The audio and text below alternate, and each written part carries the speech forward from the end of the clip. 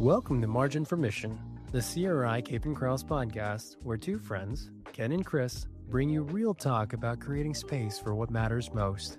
Because when your organization has financial and operational margin, you can focus on your mission with confidence. We're professionals who've spent years helping churches, higher education institutions, and other mission-focused nonprofit organizations manage their accounting, tax, compliance, and other challenges. We understand the complexities you face, and we're here to make it simpler.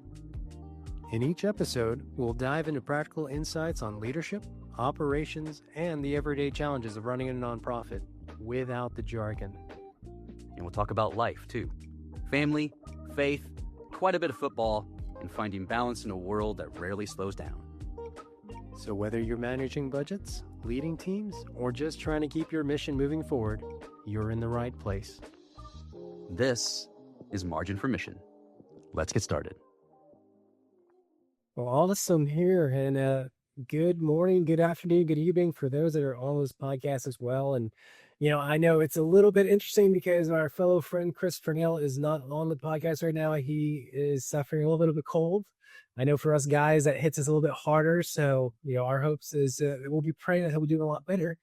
But I am super excited, though, just to keep going on with some of the great content that we have here for Margin for Mission. We have some great folks, and I'm so excited to introduce Nathan Salsbery on here. So, Nathan, welcome to Margin for Mission. Yeah, Ken, great to join you. Sorry to hear about Chris. I'm on the tail end of something myself, so I can empathize with that. And when it goes through the house, it tends to hit everybody. So I'm glad to be here with you today. Absolutely, Nathan. Well, I know with Chris not being on the podcast right now for this episode, one of the things that we're trying to have is kind of a little tradition is just knowing that, as you know, I probably travel a little bit for the firm, and with it, there's been a running joke that where's Ken at this time?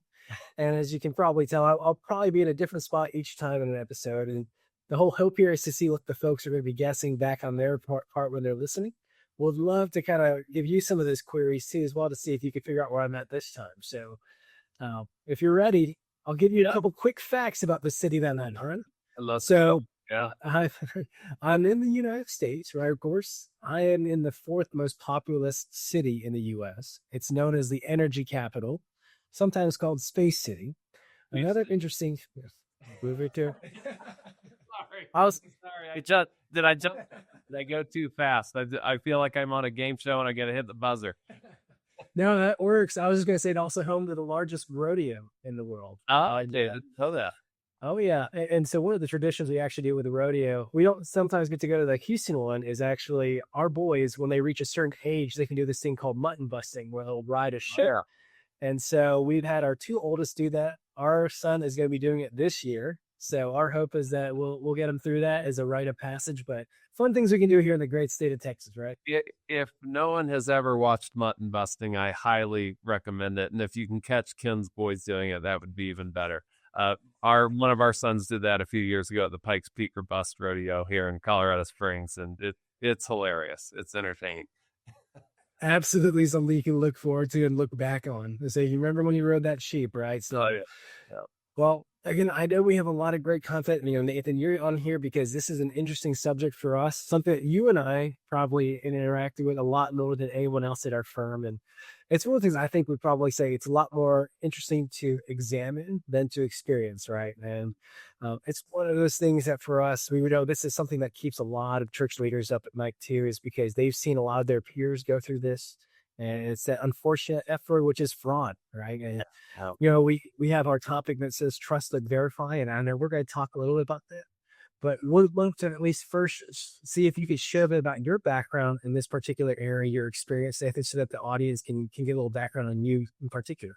Certainly, yes. So my background in the area, it goes way back because as a young child, to start, I'm son of a pastor. I grew up in the church and in that setting and environment, and have a great father who's been pastoring now for over 55 years. So just a long tenure in ministry and is still serving in that capacity.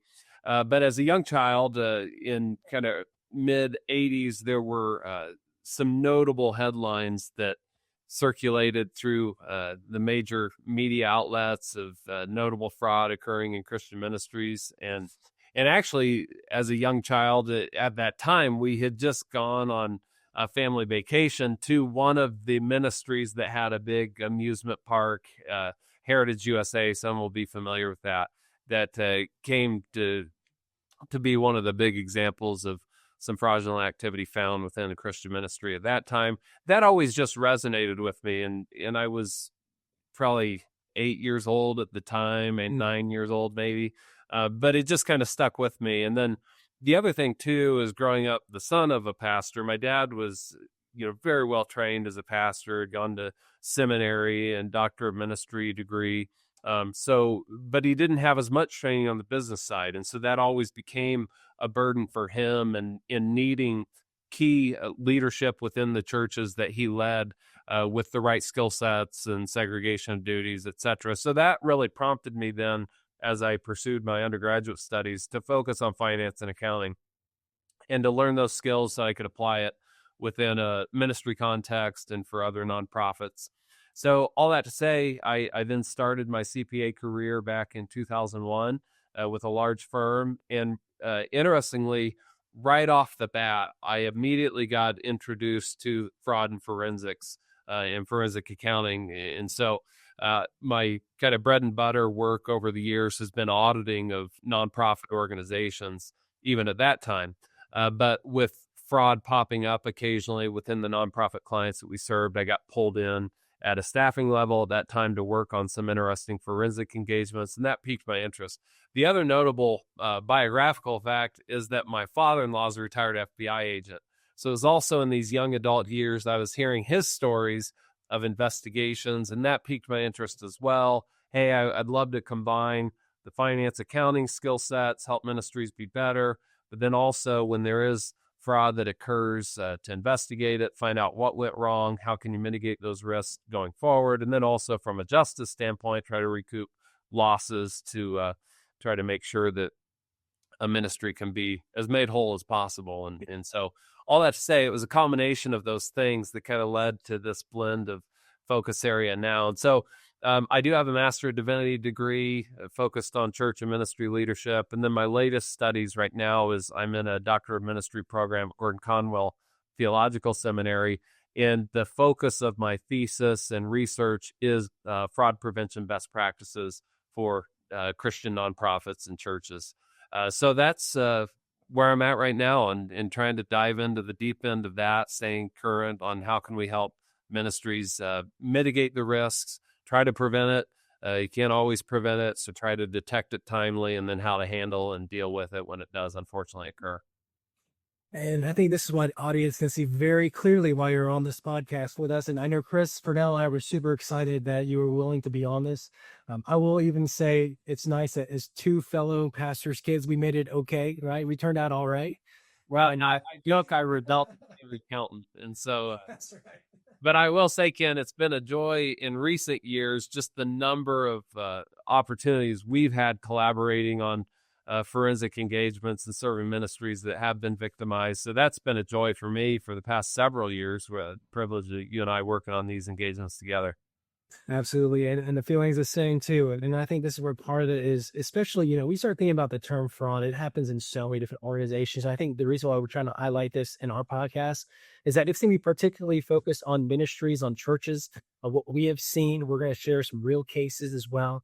But then even just kind of talk through some of the things that we've at least overall experienced in terms of major types of fraud ways that's being done at churches and how to prevent it, right?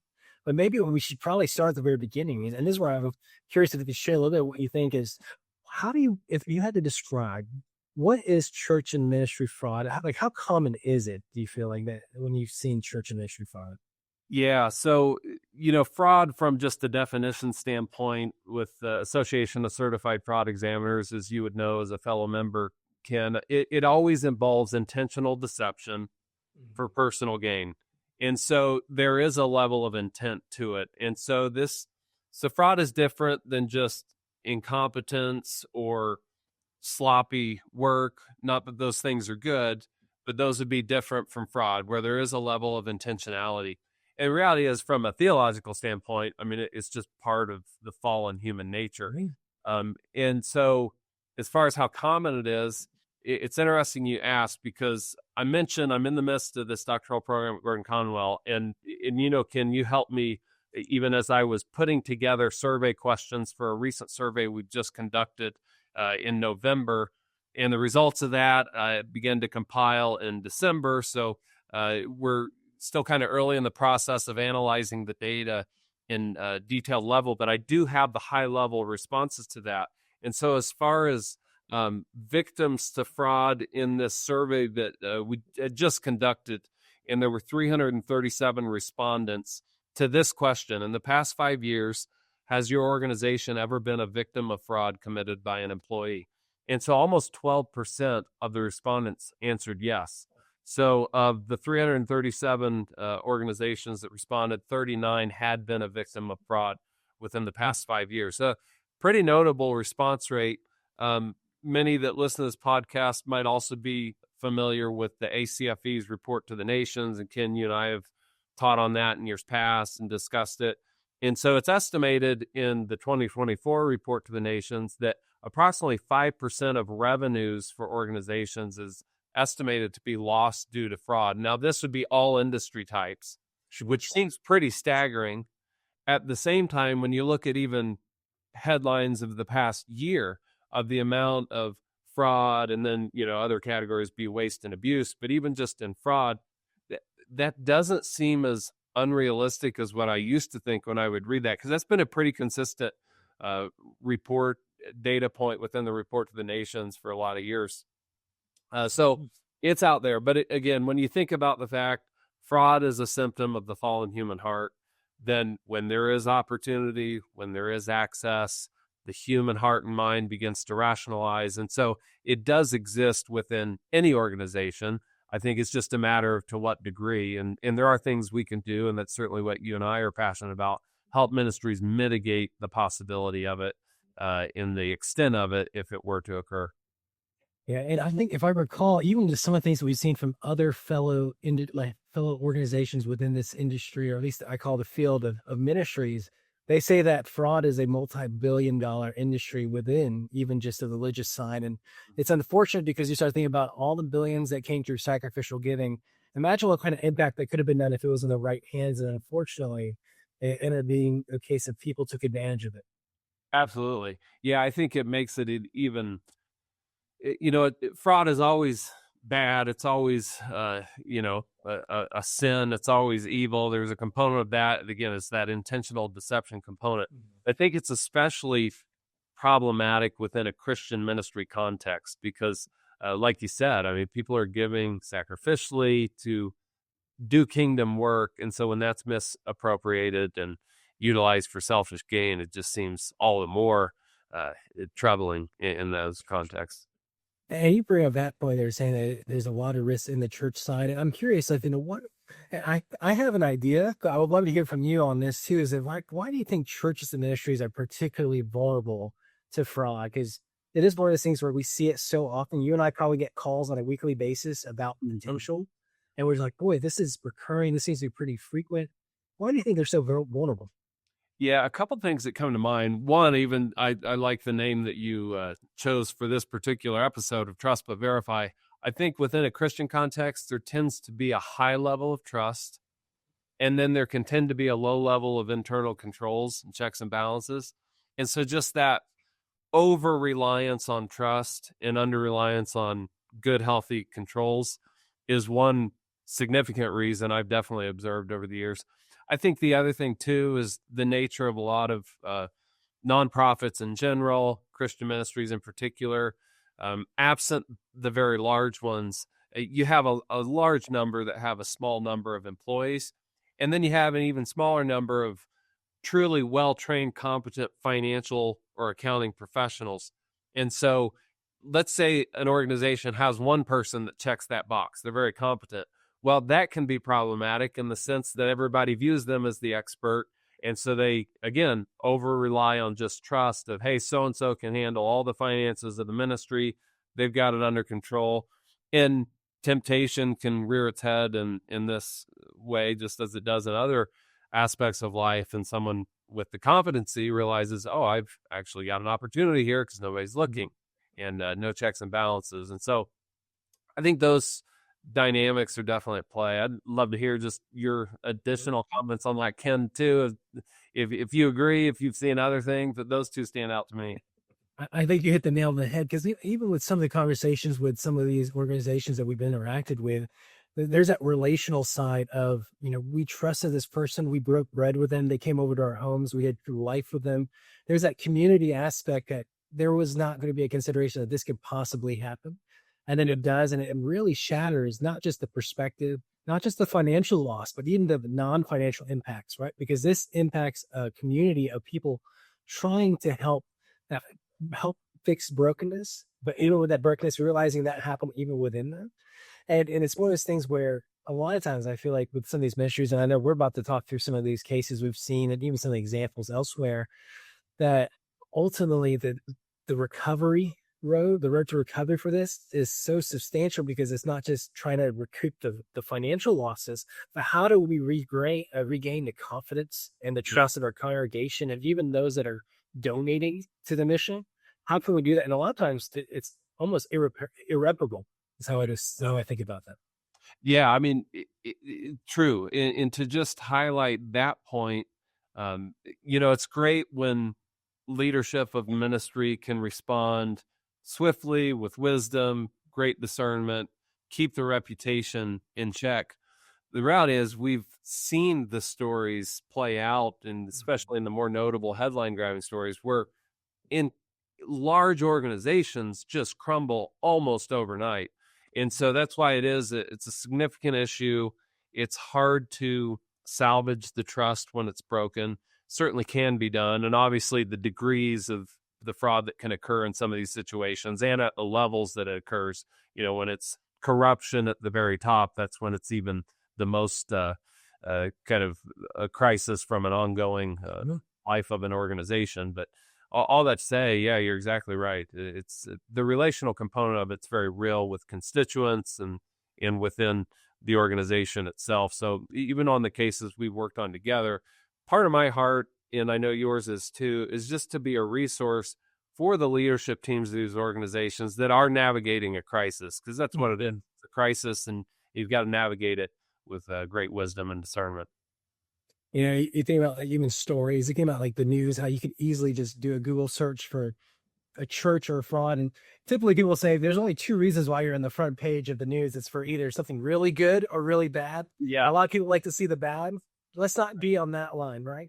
It's just one of those things. It keeps happening, right? And that's where, I think as we start talking through some of these stories, which I know we're about to touch off on, I think it brings a lot more realness to it for a lot of our folks listening on this, because you start even seeing some of these other studies, there's probably a good chance that for a lot of our ministry leaders listening, they could probably think very quickly of not just even their ministry, but a friend who is a part of another ministry that they had been impacted by fraud too. Mm-hmm. And so our goal as a part of this episode is to talk about not being alone, that you're not alone on this, but there are ways to really help find some practical ways to reduce the risk too as well. So yeah. Yep. Well, with that, I mean, I think this is where part of the folks listening here are going to be interested on, and that's to be hearing some of these real life case studies and also even some examples that we have seen. And we'd love to hear one from you, and I'll share myself, and we could probably go back and forth with some of the ones we've seen too, but we'd love to hear one of the ones that you feel like will be interesting for folks to listen on. Yeah, absolutely. And, just as a starting point to this topic, I would say a consistent theme I've seen across the board in almost every ministry case of fraud I worked on is some level of unauthorized use of credit cards, expense reimbursement. So I just say that off the top, because even when you look at Report to the Nations, when you look at survey data from the survey I've just conducted as part of my doctoral research, that finding is very consistent, and it's just a high risk area. So, I think the case studies that become probably more interesting, or even when there is a level of kind of creativity, for lack of a better term, of just things like, oh yeah, I didn't think about that necessarily before. And sometimes when organizations hear these stories, it does help them just ask good questions over the controls they have in place. So, I mean, one that sticks out at the top of my head was pretty early on in my career, at an organization where the HR director had a significant amount of access to various components. And so she got pretty creative on the methodology of fraud that she was um, executing within the organization. Again, like it typically does, started small, got bigger. It started largely with she had access to check stock, and it's just because she had noticed it was unlocked, it was left out in the cabinet, kind of an open area. She was also, it was a mid-sized organization, so they had a few hundred employees, so it wasn't enormous, but it was large enough that she was able to utilize the volume of checks that were written to slide in checks that could kind of fly under the radar. And she knew the financial leadership of the organization and knew there weren't great practices with reconciling bank statements on a monthly basis. So again, it was just, a smart person that just began to realize, okay, I've got an opportunity here, and started with just writing checks to cash, started with writing checks also to employees that had worked seasonally, but then they would, go back to college, or, just they would only be working there for a few months. She would leave them on the payroll, and she would take check stock and kind of write checks to those names. Eventually it grew. She was writing checks to her own self. And, because the dollar amounts initially weren't huge, she got away with it for quite a few years, because start to finish, her fraud was happening for probably about 6 years. And this one actually did involve litigation, and she ended up spending some time in jail as a result of the work the organization did. And the firm I was with at the time, we did the forensic component of the work. But there was that. She was also leaving employees on the payroll within the payroll system that had her last name. She had a very common last name. So you think of just the common last names out there, a Smith, a Jones, a Johnson, whatever it might be, that's just more common than some of the other last names that might be on a payroll. And so she would leave them on that happened to have her same last name. And then she would continue to have paychecks run for those employees. And then she would take them. She would take them to a bank where she had opened up where she had her own personal accounts, and the bank didn't really question it, probably just assumed it was a relative, and she was depositing funds that way. And then she got a little more bold, where she would start writing more significant checks. And then most notably what happened, and where she ultimately got found out, is she was misappropriating benefit plan checks, so like their monthly premiums. And she was staggering payments to where the insurance company was getting checks, but over a period about a 12-month time, what happened is the insurance company realized, hey, we're missing a couple checks here. And so they started calling the organization. The CFO then started to, wonder, no, we pay our monthly premiums. And these were big dollar amounts. They were only for $60,000 to $70,000 a month. And she did that a few different times related to a few different policies. So she ended up misappropriating over $500,000 over 6 years' time. And about half that dollar amount actually was in the last probably 12 to 18 months, where again, she just got more bold and then ultimately was found out. So yeah, that was just one of those things that kind of stood out to me. But I think particularly mid to large size organizations with a lot of employee turnover, just being mindful of cleaning up the payroll, and what checks and balances you have in place around that. And then also, again, it's kind of making sure reconciliations are happening on a monthly basis, because it's sometimes just the fundamental checks and balances that are missing that create the opportunity and prevent a fraud from being detected for quite a while.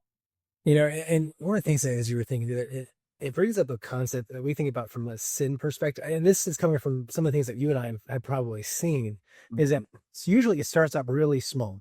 This is a small charge here and there. And as it essentially goes to the point that the person saying, oh, no one's noticing, it's okay to keep doing this. You start noticing just the habit. It gets bigger and bigger and bigger. And ultimately it comes to these amounts that are so staggering. And you're like, wow, just the fact that they're doing this because they know no one's watching kind of goes back to our own side from the sin perspective, saying, unfortunately, there's a temptation saying, no one's watching. No one's watching. Just a little. Yeah, I mean, just even the perception of detection is one of the greatest deterrents to fraud. And so that's why having good internal controls in place are so important, because even if they're not the most effectively executed internal controls, the mere fact that they're talked about, that an employee and member of a team re- thinks, or maybe knows to some degree, someone is looking in this area, it does just help keep everybody honest. And so just good control internal controls that are well designed, well executed is the best approach. But just internal controls at all, because the survey responses, even from this recent survey I conducted, a lot of times it's just a mere lack of internal controls that creates the opportunities. Well, I'm excited about even seeing the results on that too, because I think everything that we see just on a daily basis with some of the engagements we do, it really probably reflects even on the results of that survey as well. I have a story that I'm sure that it's one that you and I had looked at before, and it was actually for a smaller church. And it was one that we were engaged to do. And, I'll make sure that I keep it as general as possible. But this was one where we were asked to take a look at potential financial impropriety related to the person that was in charge of the finances for this smaller church, actually. And as a part of this, one of the things that we started unraveling was before, it was where the senior pastor had control of the funds, but then he became ill. And during the time he became ill, this person started handling a lot of the affairs for the church on the pastor's behalf. And so we started noticing a lot of checks that were being signed on behalf of the senior pastor, even though the senior pastor was no longer signing it. In fact, unfortunately, the senior pastor did pass away after that fight with illness, and there were still checks being signed on behalf of his name by this person. I think as a part of it, they were opening up accounts. They're also opening up even some loans that were governmental in nature, because this person started utilizing the church's funds for their own real estate ventures. And I think a lot of this is a part of what we're asking, well, how did this all unfold? It's because there were some complaints within the church, and actually some of the local folks, the local authorities, because this person owed them money too as a part of this real estate ventures. And so that's where, and we started looking at it, I think some of the losses were closer to $500,000. And this person was, I think, in this position for about 3 years. They didn't have access for the first year. But then once the senior pastor was ill, and this person had full-fledged authority, because they had the checks written to cash. They had deposits sent to their own personal accounts that we noticed those trends. It was pretty substantial towards the end how much was being done. And I think if you recall, that person, when they confessed, they pretty much told the church, "Oh, I can pay it all back." And like, "Oh, wow, you actually had all those funds, huh?" And so you already knew that something would probably come up. And this was a small church, if you recall, too, Nathan. And these little ones I think it really shattered the congregation. And it was one that we essentially just saw, wow, even in a small church like that, it can happen just as prevalent. Yeah. And I think, the point you raise of signatures of the pastor, even after he had passed away, I mean, that's where just good supervisory review that's actually looking at the content of what's there will spot questionable activity early on. I've seen this time and again, and you and I both have, Ken, with credit card transactions, that if someone was really just looking at the credit card statement and seeing vendors, and you just question, why would our organization have a purchase with these vendors, again, would just detect it that much earlier, mitigate the loss amounts that can really accumulate over time. And like the example you just shared, a small church, even when you go through enough budget cycles, the dollar amounts can become quite staggering. So yeah, it's tough lessons to learn that way, but always great when we can learn from others and try to implement those within the ministries we're part of. It's one of those things that I always just kind of look back and just realize that this is real life that's happening, right? And these are real stories that we're seeing, right? And we'll love to hear if you have another story to share. And I have one more, at least, just knowing deep time perspective. It'll be so interesting just kind of see what else you've seen. For sure. I think one I'll share just for any potential listeners that have international operations and activity. And Ken, I know you've heard this story before because I've shared it in other venues, but years ago, there was an international missions organization I was working with that had a property in a South American country. And they did a fair amount of ministry work there, but there was a certain level of cash flow that was paid each month for the mortgage on the property, etc. Well, what happened is the individual that lived in that foreign country was able to collude with an attorney friend of theirs, and they actually sold the building and then leased it back to the organization so the cash flows remained the same, and got away with it for a period of time. And then I forget even what the trigger was with that case. I think there was some communication related to the tenant relationship at that point that finally made its way to headquarters. But as a period of time, and then it became a very convoluted legal process to unwind all that transaction because it was completely fraudulent transaction, and the individual pocketed a significant amount of cash in the midst of that.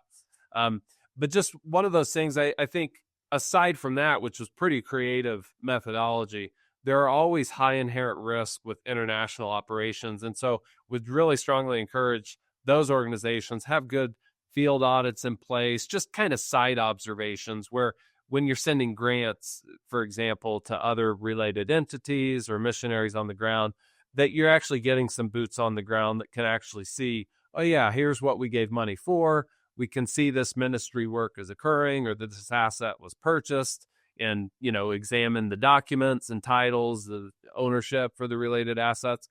So I think that example always stood out to me of you just got to have some boots on the ground. And this organization had a pretty good process of periodic field visits.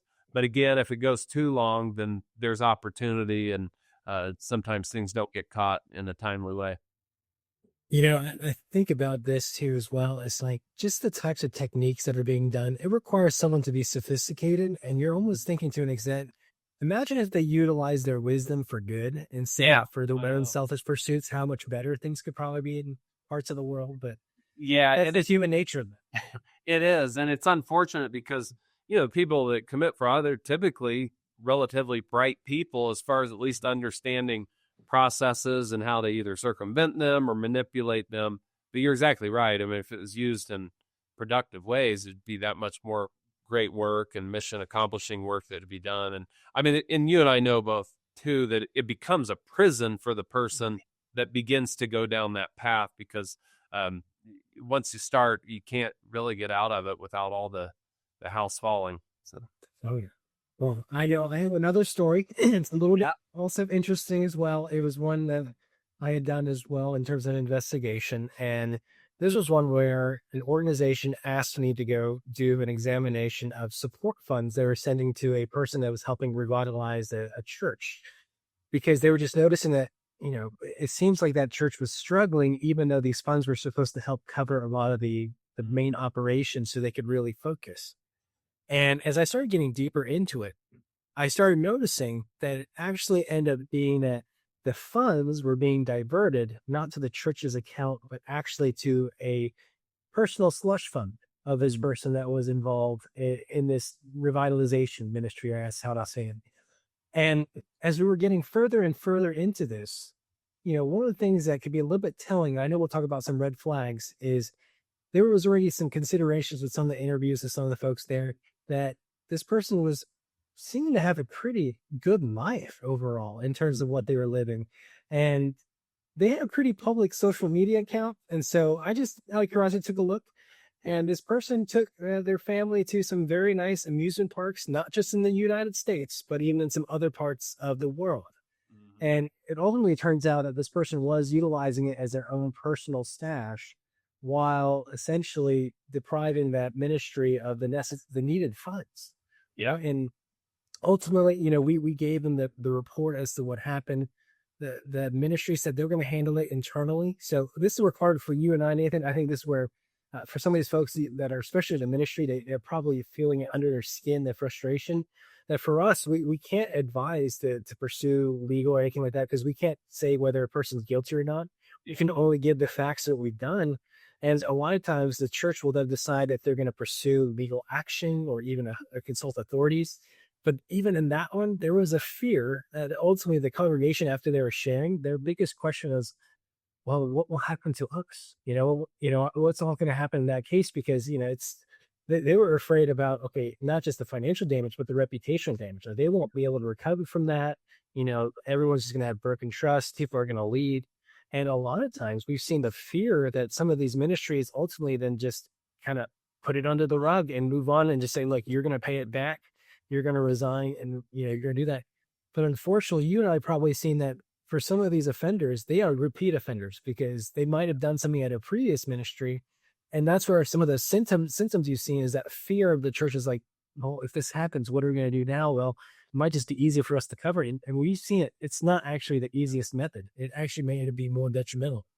Yeah, no, you're exactly right. I mean, those are really important conversations to have at the leadership level of how to handle fraud when it occurs and in the response to it in the reputation of the ministry is online and the protection of a future employer or ministry of that individual is on the line as well. And because as you said, it tends to be a pattern. It tends to be a habit that is developed when someone goes down that path of committing fraud against an organization.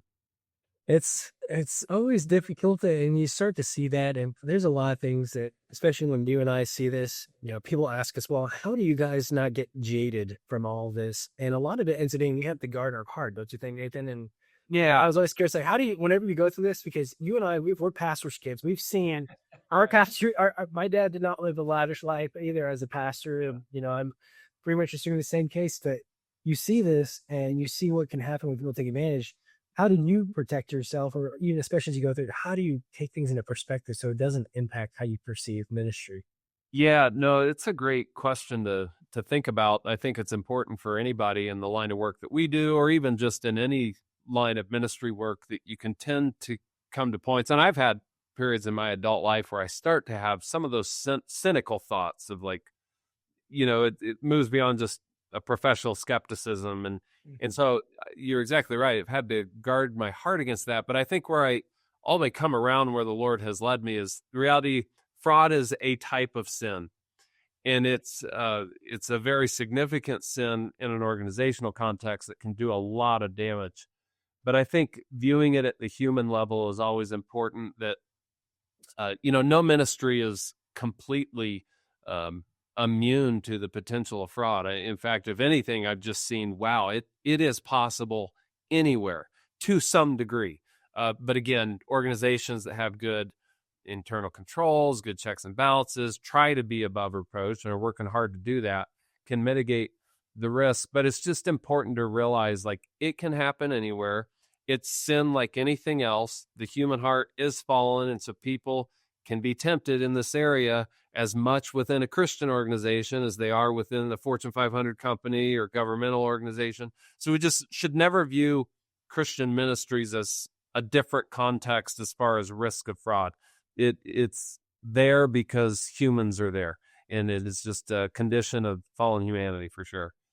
It is. And it's one of those things that as you even look at it right now, I'm sure some of the audience folks are saying, well, you've talked about internal controls and all, but what would be some, warning signs or red flags that we could just be mindful of that potentially gives us the consideration that there might be something there that's happening? What are some of the things that you think are some reoccurring red flags? Because I think that the awareness of just being mindful of that, I think that would help from this conversation. Yeah, I think, a couple that come to mind. One, you've already alluded to, just being aware of who we work with. And again, not in a cynical way, but just Sure. being aware. I mean, if you notice a lot of highfalutin expenses or lavish lifestyle that doesn't seem to fit who you know them to be from just, I guess if they have a rich uncle, maybe it comes from, but, more times than not, it's kind of, oh, okay, that's interesting. But I would say that probably the best red flag within the organizational context that I can think of is actually a person, when they are going down the path of committing fraud, become very territorial and very protective of their area. So that always increases, for me, by far the professional skepticism of why would someone be that protective of their area? I mean, we all know transparency is a healthy thing. And so you've got to have good checks and balances. You got to have more than one person involved in authorization and access and in the accounting of of transactions that are happening for organization.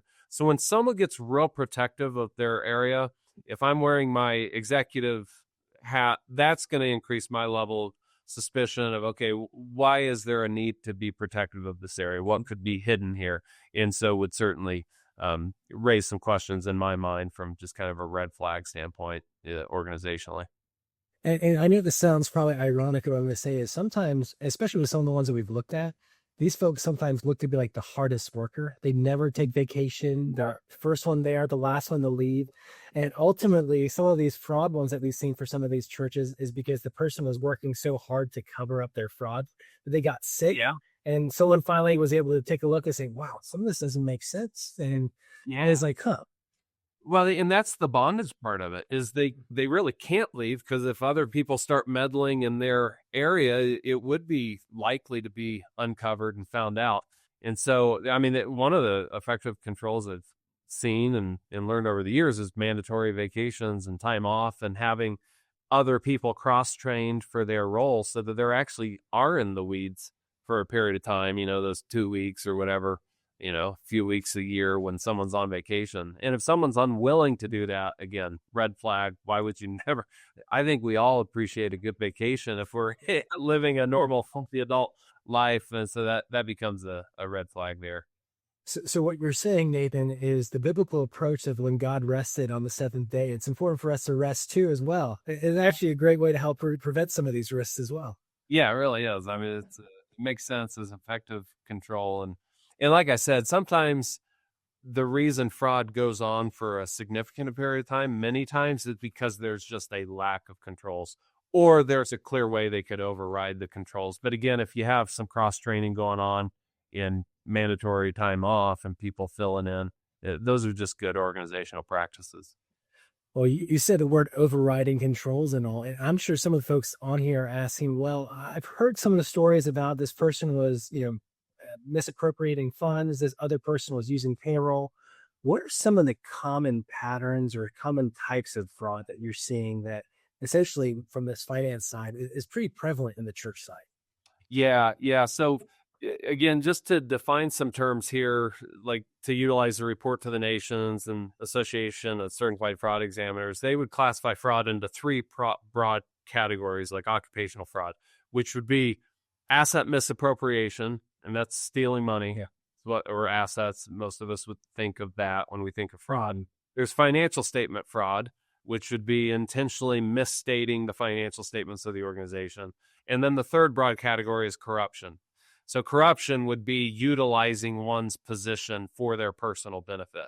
Well, asset misappropriation is by far the most common occupational fraud, which makes sense because someone's usually tempted because they need some more money. So they're looking where they can have access to cash or, disbursements that's getting cash into their hands or other high value assets.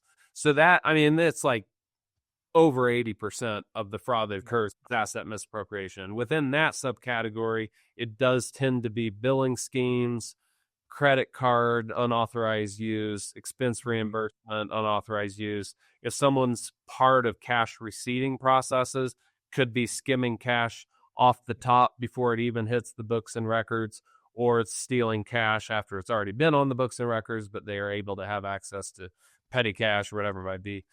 So asset misappropriation, if you're thinking about bang for your buck, like always have really good controls over that, because if you have cash processes, you need good controls. Otherwise, you're just kind of asking to be a victim of fraud within an organization. Relatedly, though, corruption, while is not as high of a percentage, when corruption is occurring, it almost always includes the other two methods of asset misappropriation and financial statement fraud. So that's why the worst fraud that happens is when it's at the high levels of an organization. That's a tone at the top issue. Yep. And that is, some of the things we were talking about, Ken, that's where an organization can pretty much crumble overnight when you have corruption at, the executive levels or a founder, even the board at times. That's where an organization's life is on the line. Because it's probably going to involve all the above as far as fraud going on is just rampant within the culture of that organization.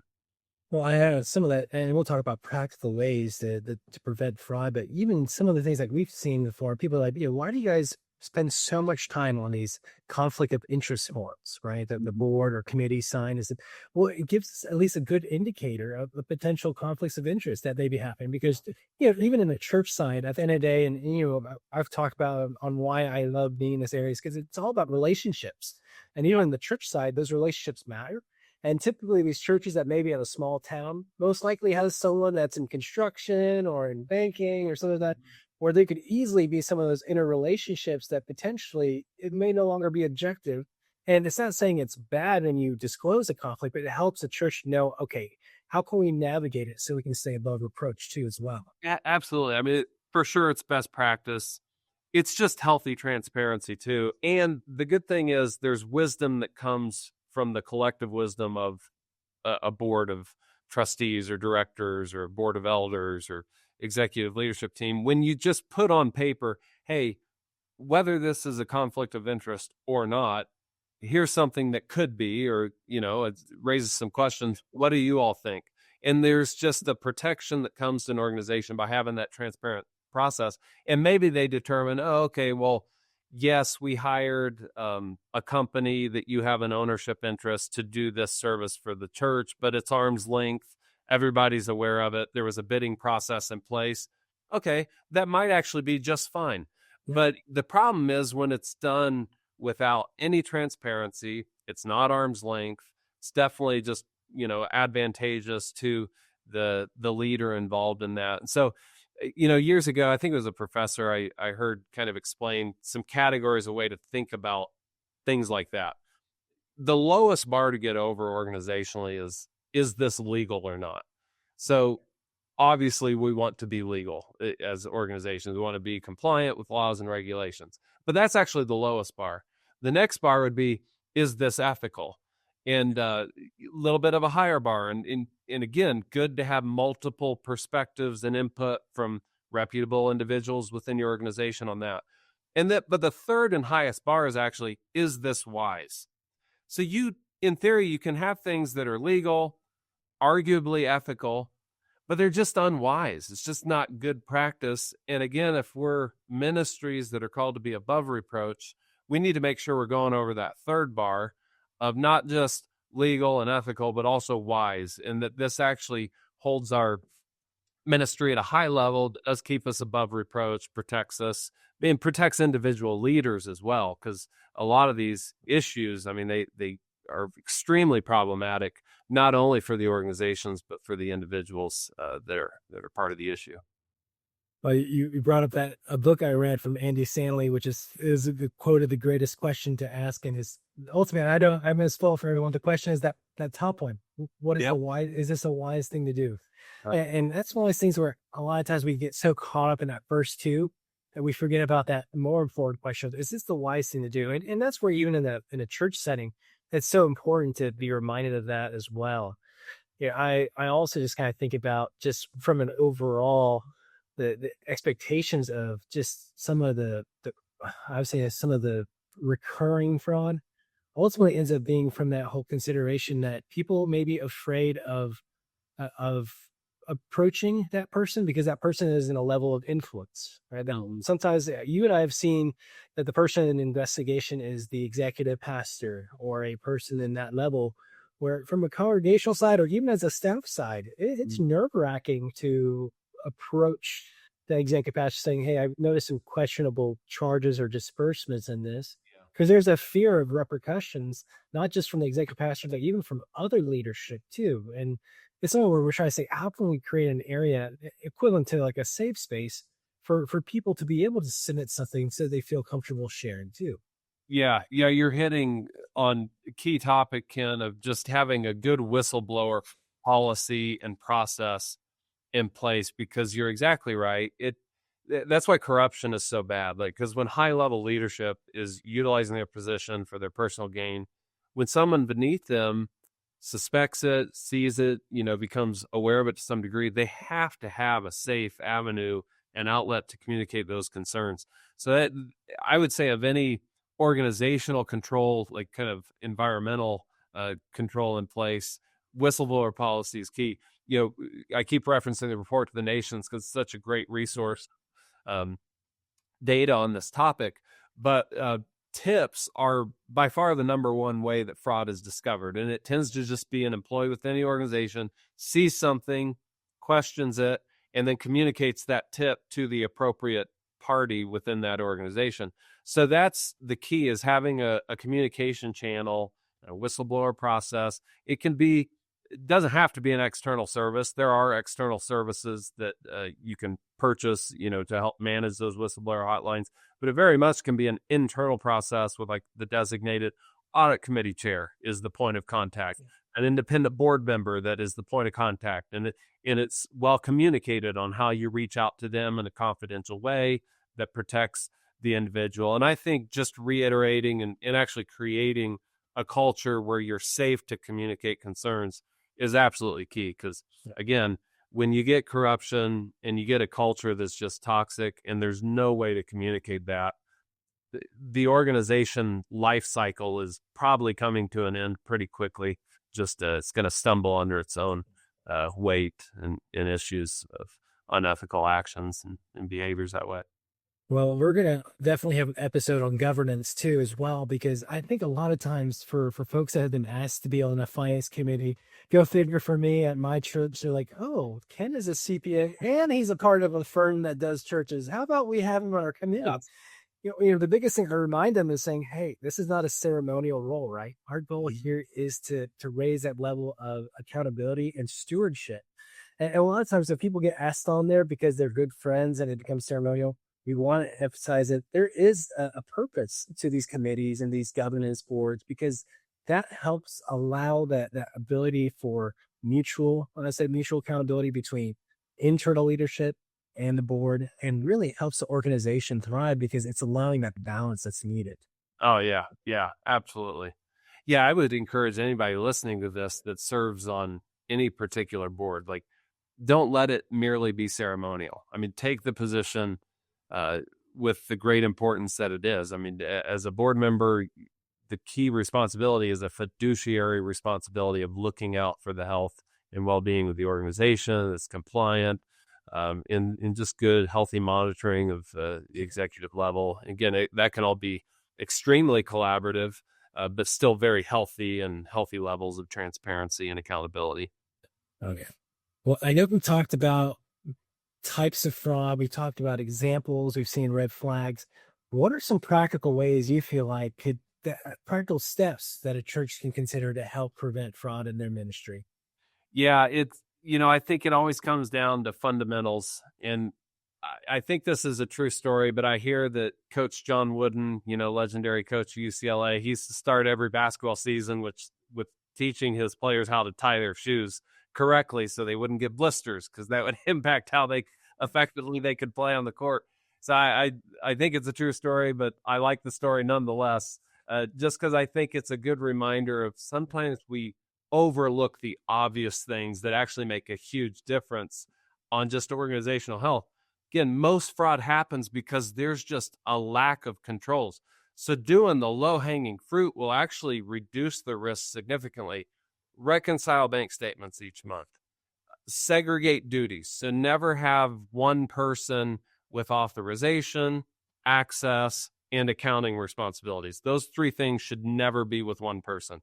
Separate them. Even with a small staff, you can at least get two or one of those three to somebody else other than the person that has the other duties.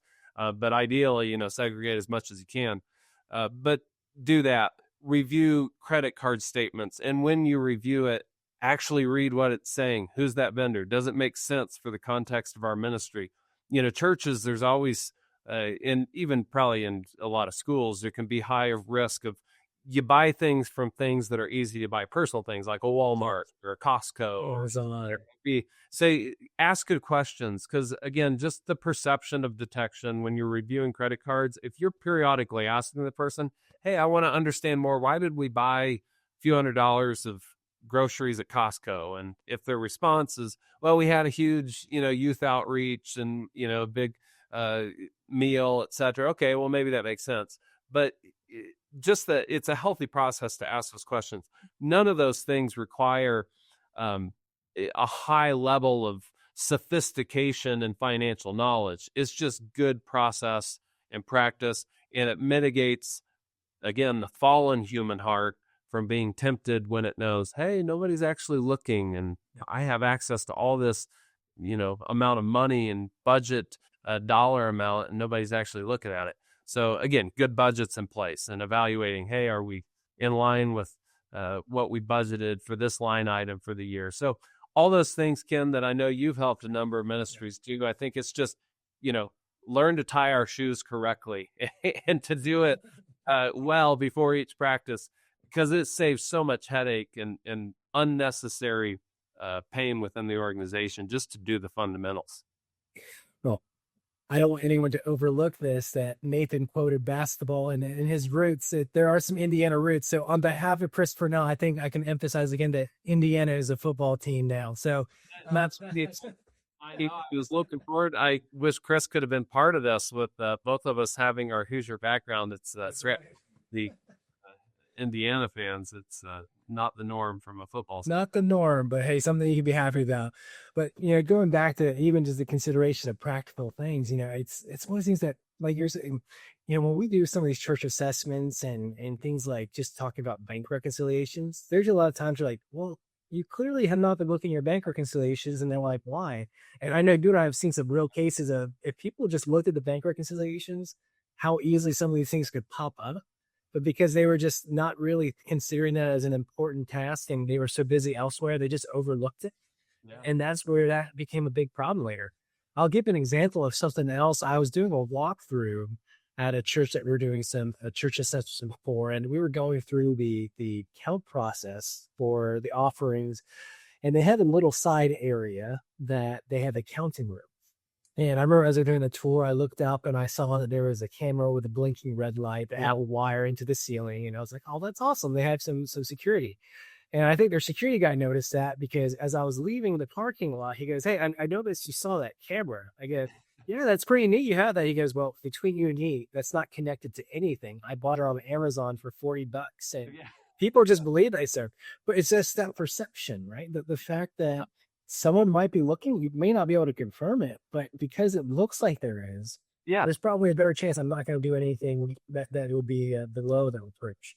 Right. Yeah. I mean, there are ways like that to just do some low cost controls that, again, just create a healthy environment too of good transparency and accountability that is just good for everybody.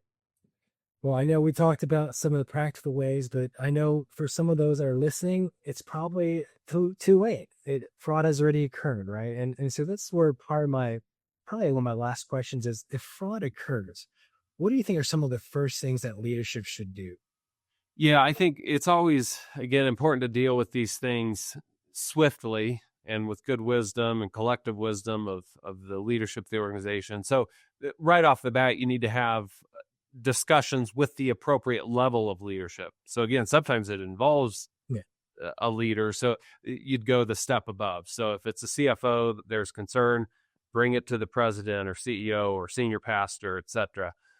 If it's a senior level executive, CEO, pastor, leader, etc., take it to the audit committee chair, the board chair, and get the right people together initially, just to even have some initial discussion of, okay, what are we actually dealing with here? What are the suspicions? What could it involve? But then secondly, engage legal counsel. And, some organizations larger will have in-house counsel. Pull them in right off the bat. If you don't, but you have some external legal counsel that, is on retainer that you contact as needed, pull them in early on as well, because there's a lot of implications to fraud from an employment law standpoint. More times not, there's going to be a termination involved, or there's going to be a leave of absence while you investigate a matter to verify whether it is in fact or not fraud. So you got to navigate that again with expertise from a legal context. So engage a legal counsel. And then the other thing, just to be succinct, that I would reference is, years ago I wrote an article called "Fraud Happened, Now What?" And that's actually available on our website. And it's just there to be a resource for organizations that it lists off some of these kinds of steps. If we suspect fraud, what should we do? Here's the steps we take, and what questions should we ask? And I actually put on there probably over 20 questions of just things to start asking. Again, it's the kinds of things we ask when we're conducting a forensic investigation, uh, just to help make sure that we're managing this crisis with wisdom, with good ethics, and making sure that we're protecting the organization as a whole and the constituents of the organization. Well, I think this also talks about that old phrase, an ounce of prevention beats a pound of cure, right? You can just kind of tell that the prevention stuff we talked about was pretty simple, but if it already happens, the amount of steps needed to really resolve this makes it in a much bigger undertaking, not just financially, but even time, relationally, all these things that have to come to place to really help address the situation that happened. You start realizing, boy, it'd be so much easier if we were on the preventative side, not having to react as well. Absolutely. I mean, it's worth the time and effort to really think through what are our processes, what are our controls in place, how have we segregated duties. And then again, you can't prevent 100%, but by having those good processes and controls in place, you're much more likely to detect it timely. So even if it does occur, it's one thing to find it a month or two after it has started. It's a much different, Ken, we've seen this when we're finding it out 4 years after it's been happening. And that's when the dollar amounts get so significant. And, it's a big headache and a big risk to just the ongoing life of the organization. I'm pretty sure, especially for like the ones we've done discovery calls and fully do the engagement, what they initially think is the losses is actually closer to double after we start looking because of just the extent. And you just start realizing it can be mind boggling, just the numbers too, as well. So just things for us. We're just saying like the awareness, that's so important for us just to raise it. Look, this is prevalent, but if you have some of these processes in place, because I think this is where a lot of times it turns out, and I think, we could probably talk in another episode about profiles of fraudsters, is a lot of them have a clean record. So how is it you with a background check, you're going to find it? And what we say is, well, if you have some good policies and internal controls in place, typically that person that was wanting to take advantage of that organization will eventually leave because they know they're not going to be able to do anything and they'll go elsewhere. Right. And that's what, like I said, we just try to say, look, you can't figure everything out, but hopefully you can do things to minimize it as much as possible. Absolutely. Yeah. And that's just a culture component there too, of creating that culture where someone that doesn't want to be above board and transparent in operating, at the highest level of integrity, that they'll probably opt out because they'll realize the opportunity is not what they had hoped it would be. Oh yeah. Well, as we start landing the plane there, I guess, is there any final piece of advice you have for our church leaders and those listening about church ministry fraud? I guess maybe not so much advice as just reiterating that it's a risk for everybody. And I love to point out that even within Jesus's own ministry, the sin that Judas was committing before he even betrayed Jesus was fraud. And when he rebuked Mary for anointing Jesus with the expensive perfume, it's interesting that the Gospel of John, where it says that, he said we should be selling this to give to the poor. And the verse right after that says he didn't say it because he had concern for the poor. He said it because he was stealing from the ministry purse. And so, it's been an issue since even before the time of Jesus, but it impacted even that. And, and God's providence was part of just how Judas's heart was hardened to ultimately sell Jesus for 30 pieces of silver. So it's a real thing. And when we're dealing with ministry dollars, like those are dollars given as unto the Lord. So how much more should we just make sure we're putting in the time and effort and the thought and intentionality to have good processes, good controls in place? So I think it's a challenge for all of us, in the ministries we serve on the board or the roles we play in our churches, just to really think through that. How do we protect the integrity of the ministry? A lot of times church leaders will say, this is such a sensitive topic, I'd rather just avoid it. But if you try to avoid it, it'll eventually come up in front of you. And so this is where for us, we just want to encourage our listeners just to do a good inventory, even for your own ministry, your own church. Ask some of these questions. Utilize the resources we have online. Nathan, you mentioned the questionnaire, even some of the considerations of articles. the whole hope here is that you are not alone and you don't know where to start. You can at least start with some of the things we have for them. Wow. And that's why I'm so excited about just being able to have these conversations with you, Nathan, and we get to do these engagements because of the fact that our goal is to use this as a way to raise awareness that, look, I would love for it to be down the road that we don't get phone calls like this anymore because it's all been completely Yeah. eliminated. I know that's not going to happen because that's human nature. But if we could start seeing that trend going down because people are starting to implement some of these practical processes, that's a huge win for us. Yeah. Yep. Absolutely. Well, thank you again, Nathan, for taking time out of your schedule to meet. And I loved some of the stories. And I know we get the chance to keep working together on these things. And, my hope is in some of our future episodes, we'll have some more conversations on even maybe Indiana basketball. We'll see, right? Maybe we'll go back to that topic one day, right? Yeah, we'll enjoy the IU football while we have it. And enjoy your time in Houston, Ken. I'll be curious to hear where you're at next. So, Oh, yeah. Well, it'll be another fun little trivia. But again, appreciate you, Nathan, and I look forward to some future episodes with you. thank you, Ken. Appreciate it. This is not a CPA firm. Assurance, attest, and audit services provided by Cape & Krause, LLC. Carr, Riggs & Ingram, and CRI are the brand names under which Carr, Riggs & Ingram, LLC, CRI Advisors, LLC, and Cape & Krause, LLC, and CRI Cape & Krause Advisors, LLC provide professional services. CRI CPA, Cape & Krause CPA, CRI Advisors, Cape & Krause Advisors, Carr, Riggs & Ingram Capital, LLC, and their respective subsidiaries operate as an alternative practice structure in accordance with the AICPA Code of Professional Conduct and applicable law, regulations, and professional standards. CRI CPA and Cape & Krause CPA are licensed independent certified public accounting firms that separately provide attest services, as well as additional ancillary services to their clients.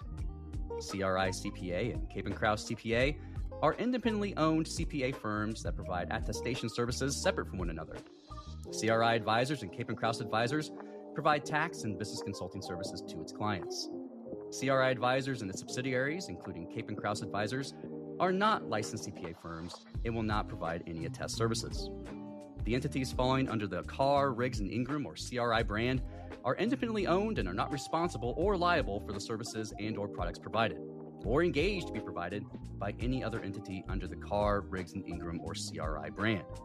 Our use of the term CRI, we, our, us, and terms of similar import denote the alternative practice structure conducted by CRI CPA, Cape & Krause CPA, Cape & Krause Advisors, and CRI Advisors as appropriate.